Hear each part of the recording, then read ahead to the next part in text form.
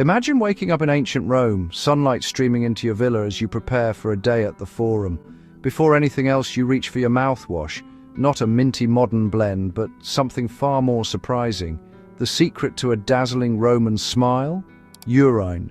Yes, the Romans used aged urine as mouthwash, a fact recorded by writers like Catullus and Strabo.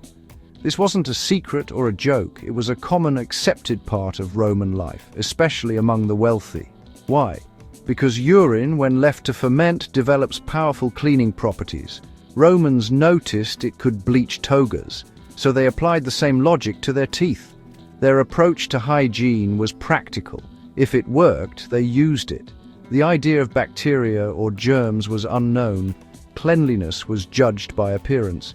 This practice reveals their dedication to status and appearance and their willingness to use whatever worked. Today it sounds shocking, but for them it was just another clever solution. So why were Romans so obsessed with white teeth? How did they collect and treat this liquid gold? And what science made this strange habit effective? Let's dive into a story that's part chemistry, part social history, and completely unforgettable. The past truly is a foreign country. Sometimes it's stranger than any legend. Welcome to the world of Roman dental care. In ancient Rome, appearances were everything. A white smile was a status symbol, as important as a fine toga or jewelry.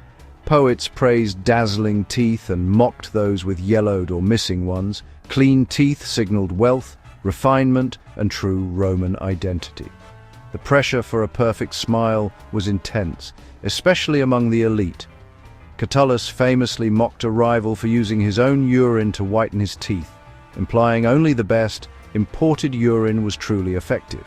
This joke shows how common and accepted the practice was. The wealthy invested in dental care, silver toothpicks, powders from bones and shells, and of course aged urine. The social benefits outweighed the unpleasantness. For Romans, a gleaming smile was worth any price. Dental care became a market, with luxury products for those who could afford them. The pursuit of white teeth was a visible way to show you belonged to the upper class. In Rome, even your smile was a statement of power. Status was everything, and so was a brilliant grin. The Roman use of urine was highly organized and commercialized. Public latrines collected urine in large pots, which was then gathered by full-owns. Roman launderers. Urine was sold to tanners, cleaners, and those seeking whiter teeth. The most prized urine came from Portugal, believed to be the strongest. It was left to ferment, turning urea into ammonia, a powerful cleaner. Bottled and sold as luxury mouthwash, it became a status symbol. The trade grew so large that Emperor Vespasian taxed it, coining the phrase, "Money does not stink." Using imported aged urine was a mark of wealth. This wasn't a fringe habit. It was mainstream, taxed, and essential for the Roman elite. Waste became wealth, and a dazzling smile was big business. Why did this odd method work? Chemistry. When urine ferments, urea breaks down into ammonia, a potent alkaline cleaner. Ammonia cuts through stains and grime, making it effective for both laundry and teeth. The Romans didn't know the science, but they saw the results. Their method was empirical. If it cleaned togas, it could clean teeth. Today, we use milder abrasives and chemical whiteners in toothpaste. The Roman approach was much harsher. Ammonia is abrasive and can damage enamel. Their quest for white teeth came at a cost. Sensitivity, gum irritation, and long-term dental problems. Still, their solution was effective, if extreme. They achieved a whiter smile, but with risks we now avoid. The Romans were early experimenters, using what they had to solve problems. Their methods were crude, but surprisingly scientific.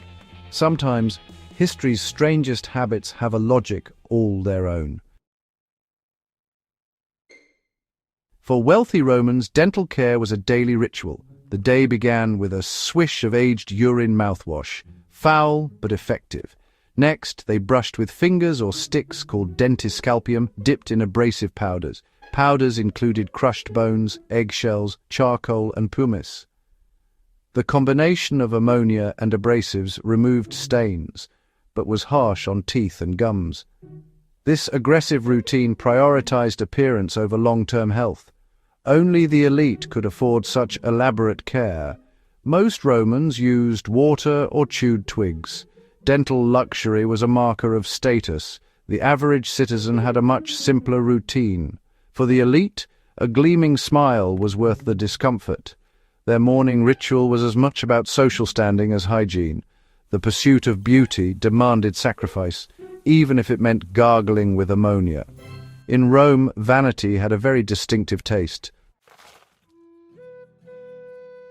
The Romans weren't alone in caring about oral hygiene. Egyptians used tooth powders with salt, mint, and iris flowers. Greeks rinsed with salt, alum, and vinegar. The Chinese developed early toothbrushes with pig bristles. In India, neem twigs served as natural brushes and antiseptics. What set Rome apart was the scale and commercialization of urine-based care. Nowhere else was urine imported, taxed, and sold as a luxury cosmetic. Romans turned a folk remedy into an industry, obsessed with cosmetic whiteness. Their approach was pragmatic, ambitious, and uniquely Roman. Other cultures sought health. Rome sought status, no matter the method. The fall of Rome ended the urine mouthwash era. As cities and trade networks collapsed, so did the supply of luxury mouthwash.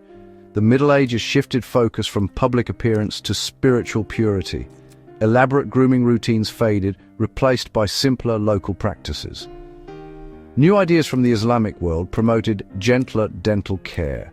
By the Renaissance, herbal remedies replaced harsh chemicals. Modern chemistry eventually provided safer, more effective products. The Roman method became a historical curiosity. Science and society had moved on. The age of ammonia mouthwash was over, replaced by toothpaste and progress. Did urine actually whiten teeth? Scientifically, yes. Ammonia, formed from fermented urine, is a powerful bleaching agent. It breaks down stains and plaque, revealing whiter teeth.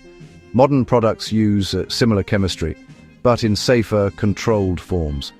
However, the Roman method was risky. Ammonia erodes enamel and irritates gums. Short-term whitening came at the cost of long-term damage. Rinsing with bacteria-laden liquid was far from hygienic. The Romans achieved their goal, but paid a price in dental health. Their solution was effective, but ultimately destructive. Today we know better ways to achieve a bright smile. The Roman method is a fascinating example of early science and its limits. Sometimes what works isn't always wise. The Romans, famed for their engineering, also swished with fermented urine for white teeth. They taxed, traded, and imported it, all for a status symbol smile. This wasn't just a bizarre tale, but a commercialized, accepted practice. Their method worked, but at a cost, and faded as science advanced. History is full of such oddities, reminders that the past is stranger than fiction. Everyday habits reveal as much as great battles or rulers. The quest for beauty has always driven human ingenuity, sometimes in shocking ways. Next time you brush your teeth, be grateful for modern science. Imagine the Roman elite grimacing through their morning ritual. Our routines are the result of centuries of trial and error. History's weirdest moments remind us how far we've come and how inventive people can be.